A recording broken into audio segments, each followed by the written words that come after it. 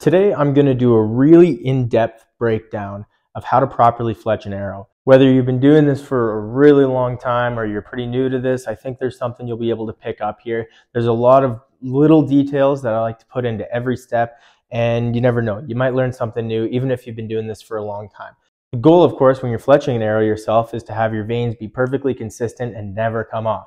Ideally, you should be able to absolutely tear on a vein like this. Like I'm really pulling here and it will not come off. I'll try to rip it off from the top and the bottom and I cannot get it off. If you can't do this, then your arrows have not been fletched optimally. So we're gonna get you to the point here today that no matter how hard you pull on your veins, you will not be able to rip them off, and they're gonna be perfectly consistent and last really until you inevitably shoot them off because you're shooting so good. So let's get into it here. Okay, so the very first step, if you're starting with a clean shaft, that's one thing, but a lot of us are working from a pre-fledged arrow or an arrow with a wrap on it. So I'm going to show you how I like to get a wrap off.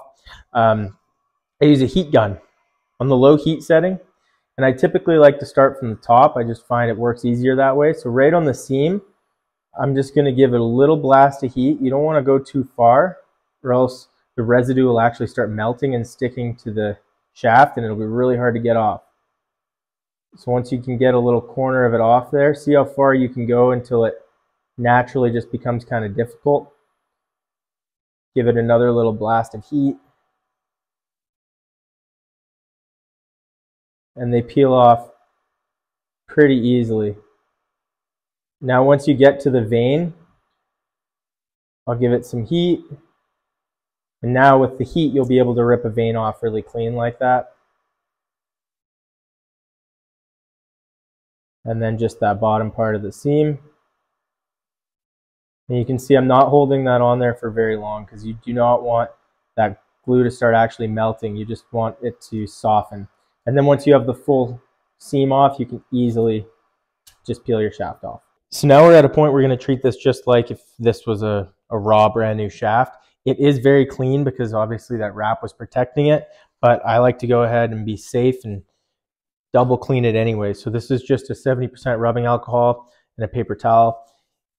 If you're doing this for the first time on brand new shafts, you're going to be amazed at how much dirt comes off on this or carbon dust comes off on this. So you're going to give it a good clean like that, let it dry. The nice thing about rubbing alcohol is it dries super quick. When I'm fletching arrows, I like to just fill the cap of my rubbing alcohol up here. And you'll see why in a sec. Then the next thing we're going to do is apply an arrow wrap. So I'm so excited to have these. These are my signature let-off arrow wraps from Perth County Archery, a great Canadian company. They're shipping to the States. They're shipping to Canada, of course. So you guys in Canada watching this can avoid the hassle of getting things across the border. And they're fantastic. So definitely check these out. And they come in a bunch of colors, and you can rep the Let Off podcast while you're at it. And while I'm at it, thanks for the support on all that. So you want to peel your arrow wrap off here, and you need, this is basically a massive mouse pad. This is the surface type you need because it's flat and kind of squishy. So carefully peel your wrap off and lay it down on its back. Do your best to not touch the sticky part. So what I'm going to do here is I'm going to line up the back of this shaft perfectly with the end and just get this thing totally square and in line with that wrap. And once I can see that it's not quite touching the wrap, but it's perfectly square and in line, I'm going to press down really good pressure on that shaft and give it a quick roll, just like that. And then you're just going to roll it out like that a little bit, and I will find the seam and just run my thumb down it. So now that arrow wrap is on there. It's going to be on there until you decide you want it off. But because I was touching it, and especially that last part with my thumb, there's some oil from my hand on there. So I'm going to go and clean that arrow wrap off with rubbing alcohol, just like we cleaned the shaft off. So now we're ready to fletch. I love a Bits and Burger jig. I'm sure a lot of you guys out there are using these. If you're using a Bits and Burger, one tip is here are your fletch orientation adjustments. So 3 fletch and then 2 settings of 4 fletch. I like to go on the 90-degree 4 fletch. The way this works is you unscrew the little bolts that you don't want to be using, and you screw in the bolt that you do want to be using. So that middle bolt for me is screwed in because that's the 90-degree Fletch. The more you screw it in, the tighter the tolerance is when you're turning. If you don't quite screw it in enough, you'll have a little bit of play, and you don't want that. So screw it right in so that when you twist and lock in that knob, you can feel there's no play in the knob. So we'll get it set to 0 here. For those wondering where I like to line up my vanes, you can see the mark right there that I use.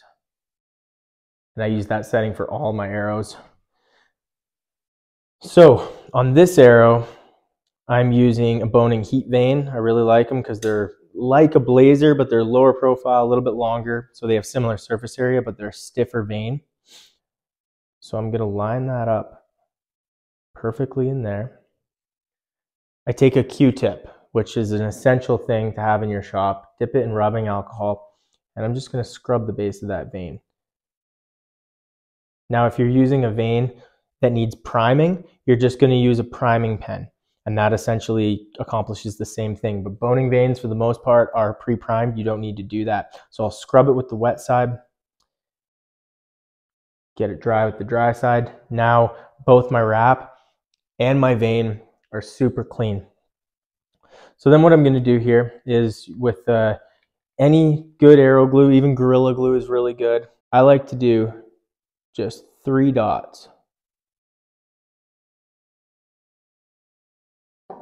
And then I take something pointy. Lately I've been using just this screw. It's a really good pointy end. And spread out the glue evenly along the shaft. Just make sure whatever you're using is clean, and use less glue than you think you need. There's a real quick way you'll know if you're using too much glue. I'll show you that in a sec. So now we're going to go and lock this in. You're going to press against the base of the jig and then apply even pressure to the shaft. And then what I'm going to do is from the bottom here, I'm not going to touch anywhere that a vane is going, and the top, I'm going to press the arrow shaft into the clamp. And I'm just going to give it, I'm giving it pretty good pressure here. This is a really important step. And just hold that for a good 10 seconds.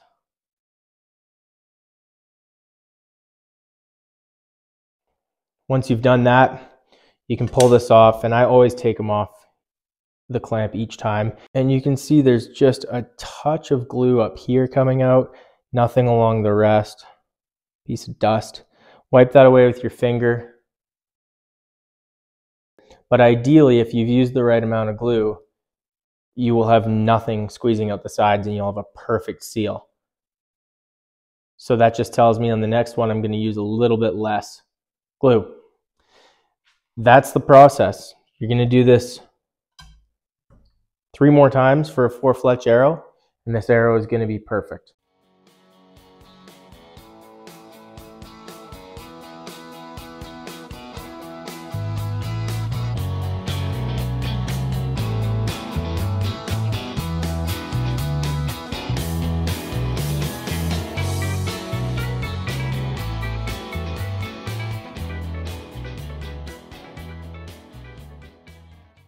So that is the process here, guys. It is definitely more time consuming than ways I've showed you to fletch in the past, but I've been fletching so many arrows this year that this is just the way I've found works best. I've had nobody come back with veins ripping off or anything.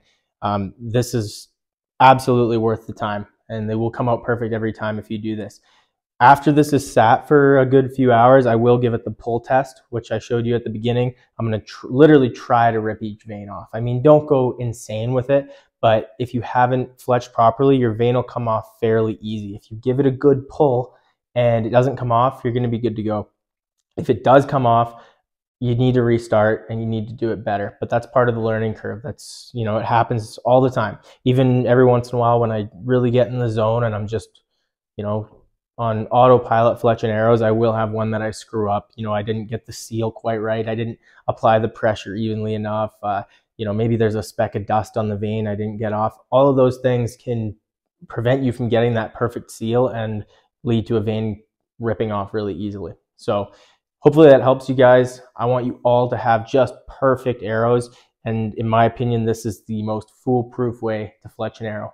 Thank you so much for watching. Be sure to check out the Let Off podcast. If you like this type of content, that is where I take this stuff 10 times more in depth, and I answer listener questions every 2 weeks when I do the show. Write your questions into the theletoffpodcast@gmail.com, and don't forget to subscribe. Thank you guys.